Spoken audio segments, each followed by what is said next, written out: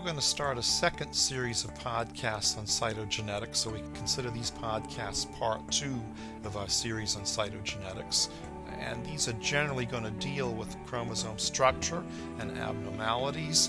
So the learning objectives for this series of podcasts, you should be able to explain chromosome nomenclature, what chromosome banding is, and how karyotypes are obtained.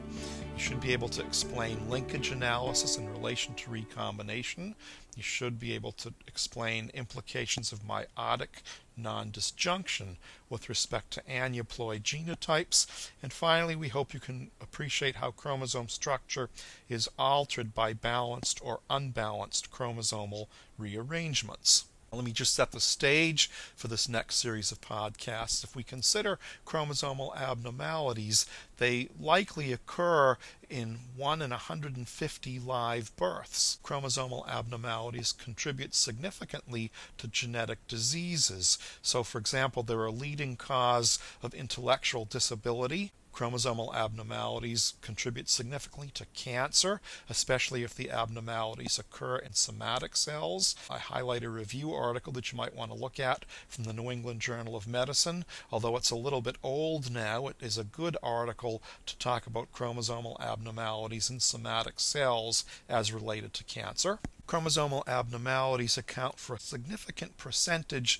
of pregnancy loss by spontaneous abortions, and indeed 50% of first trimester pregnancy losses likely occur because of a chromosomal abnormality. In this case, these losses occur very early. Oftentimes a woman doesn't even know she's pregnant. 20% of second trimester spontaneous abortions are likely a result of chromosomal anomalies. We don't think about this, but a third of pregnancies are lost spontaneously. Now, I'd like to spend the remaining time in this podcast dealing with linkage. Before I do that, let's just highlight things that I think you appreciate from classical genetics. So we talk about a gene as the fundamental unit of inheritance. It usually corresponds to the segment of DNA coding for a single protein, and a genome is an organism's set of genes.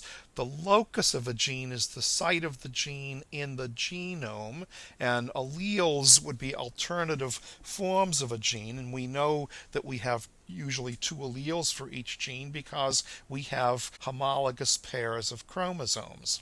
The genotype is the specific set of alleles forming the genome of an individual, and the phenotype is the visible character of the individual. Now we can talk about the wild type form. It would be the normally occurring type versus the mutant form. It would be different from the wild type because of a genetic change, usually a mutation. Now in this example with the fishes, allele big A is dominant relative to allele little a, which is considered recessive. So in this example, the phenotype of the heterozygote big A little a is the same as that of homozygote dominant big A, big A.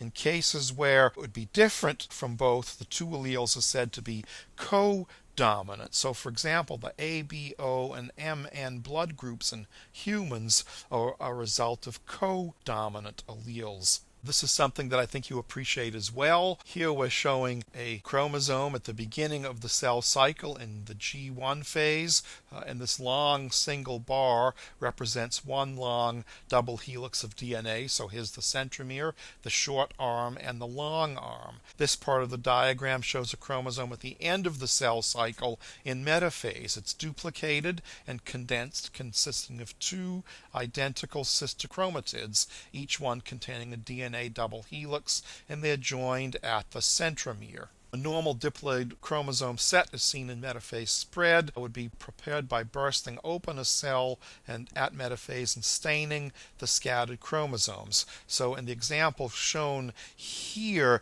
there are 3 pairs of autosomes like this: maternal and paternal chromosome 1, maternal and paternal chromosome 2, maternal and paternal chromosome 3, and here a pair of sex chromosomes. If this was from a human cell, there'd be 22 pairs of autosomes and a single pair of sex chromosomes.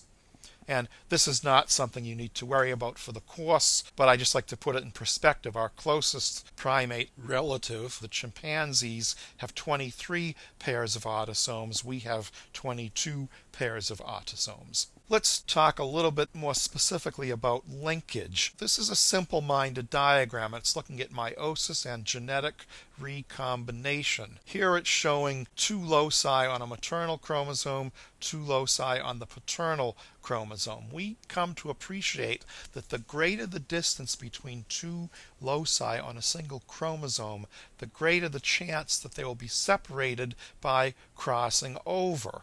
And if two genes are sorted in a certain percentage of gametes, they're said to be separated on a chromosome by a certain genetic map distance or map units. We appreciate that linked genes are not separated by crossing over.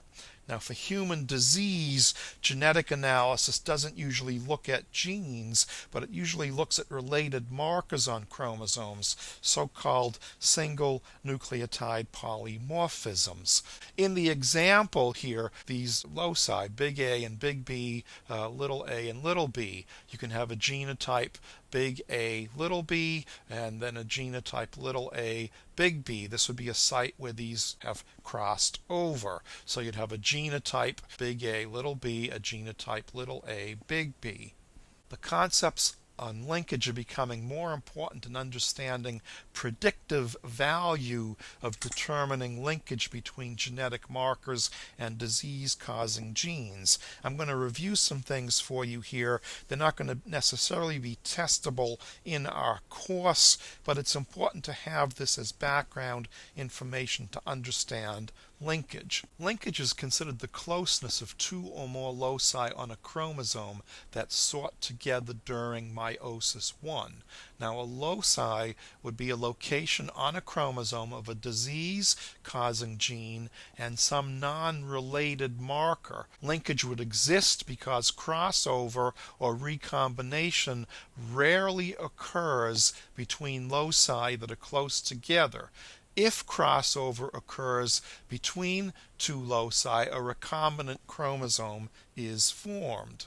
And we can talk about a recombination fraction as the number of recombinant chromosomes divided by the total number of offspring. This seems kind of odd to put it in these terms, but consider a family has 8 children. Chromosome analysis reveals that 7 children had parental type chromosomes. That is, a crossover did not occur between two loci under consideration, and 1 child has a recombinant chromosome. That means a crossover did occur. So one could say in this hypothetical example, the recombination fraction is 1/8 or 13%, or about really 12.5%. A centimorgan defines the genetic distance between two loci.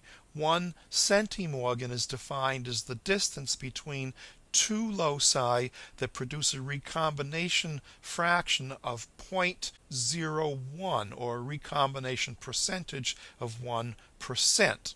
1 centimorgan is the length of 1 million base pairs of DNA on a chromosome. Just for convenience, the recombination fraction is sometimes given the term theta. Remember, 1 centimorgan is a million base pairs of DNA. That gives a recombination fraction of 0.01 or a recombination percentage of 1%. If we talk about high linkage, we say two loci are 0.1 centimorgans apart. That would mean the recombination fraction is 0.001 with a recombination percentage of 0.1%. This means there is a 0.1% chance, or 1 chance in 1,000 of recombination. That really means if 1,000 gametes are produced during gametogenesis, 1 gamete will contain a recombinant chromosome. Remember, if genes are linked, recombination is not likely. Intermediate linkage is considered two loci that are 1 centimorgan apart. That would be equivalent to a recombination fraction of 0.01 or a recombination percentage of 1%. That would mean that if 1,000 gametes are produced, 10 will contain a recombinant chromosome. If linkage is low, we'd say two loci are 50 centimorgans apart. The recombination fraction would be 0.5. The recombination percentage would be 50%. If 1,000 gametes are produced, 500 will contain a recombinant chromosome. That would be a 50% chance that recombination occurs. Notice that the lower the linkage, the greater the likelihood of recombination. What is the likelihood that two loci are linked at a given recombination frequency? Population geneticists sometimes calculate what's called a Lod score, or a log of the odds score. Again, this is not testable for our course, but this Lod score is log to the base 10, that the probability the two loci are linked divided by the probability the two loci are not linked. If a Lod score is greater than or equal to 3, that's evidence of linkage between two loci. If the Lod score is less than or equal to -2, that's evidence against linkage between two loci. So a Lod score of +3 would be 1,000 to 1 that the loci are linked. A Lod score of -2 would be 100 to 1 that the loci are not linked. Here's a hypothetical question for you. The recombination percentage of two loci is 66%. Which of the following explanations best fits with this observation? The two loci are far apart and there is low linkage between them. The two loci are close together and there is high linkage between them. The recombination fraction between the loci is low, or the Lod score is high. The two loci are far apart and there is low linkage between them. That would be the best choice.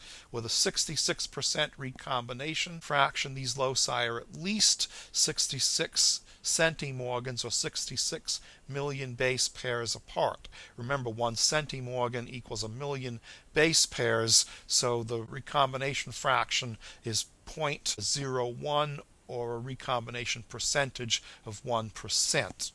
The two loci are close together and there is high linkage between them. 50% recombination is considered low linkage. We say here that the recombination percentage is 66%.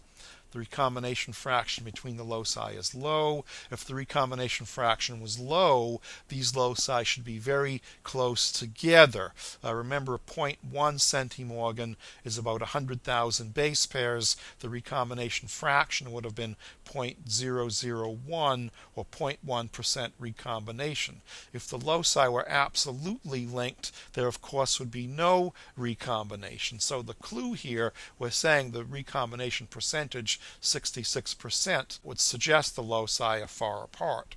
The Lod score should be low. These loci should not be linked with a 66% recombination. Now, so the question, is this a real example? It's an interesting point.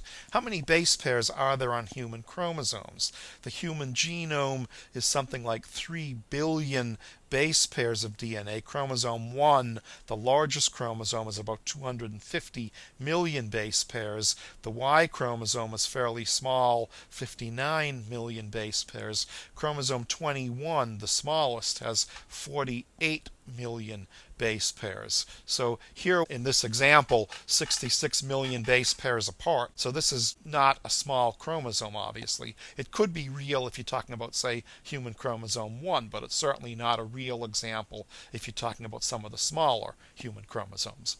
So linkage analysis, what does it really mean? If there's absolute linkage, there's 0 centimorgans separating two loci, the recombination fraction theta is 0, there's 0% recombination. So in meiosis 1, as you get synapses occurring, you're going to have one of each of the types of gametes formed. A big A, a little a, little b, another big B, and another little b. No recombination.